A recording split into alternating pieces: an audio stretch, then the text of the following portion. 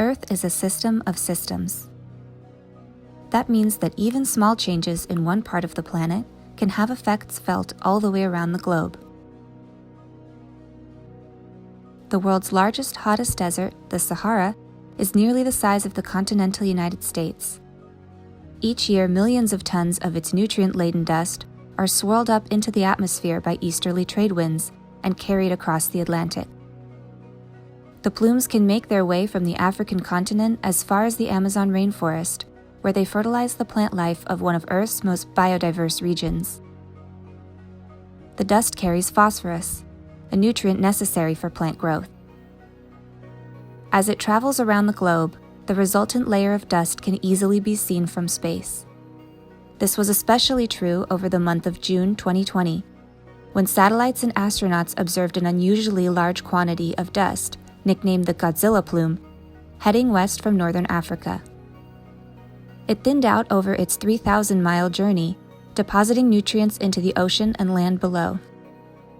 To travel such a distance requires strong winds.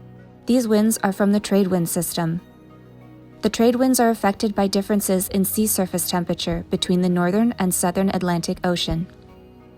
Over the last century, the North Atlantic Ocean has experienced a shift in sea surface temperature every few decades, referred to as the Atlantic multidecadal oscillation, or the Atlantic multidecadal variability.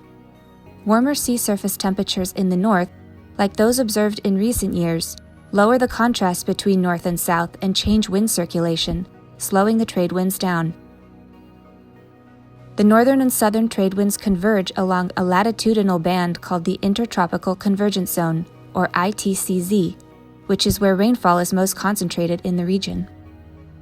The ITCZ encircles the globe, and its connection to sea surface temperature and wind has been supported by observations over thousands of years. Though the band of rain always moves north and south with the seasons, a recent NASA study shows that the ITCZ has been migrating farther and farther north over the last several decades, likely a result of the warming climate. As the band covers more of the Sahara, increased quantities of rainfall over the desert dampen down the dust, making it even less likely to be carried off by the already weakened winds.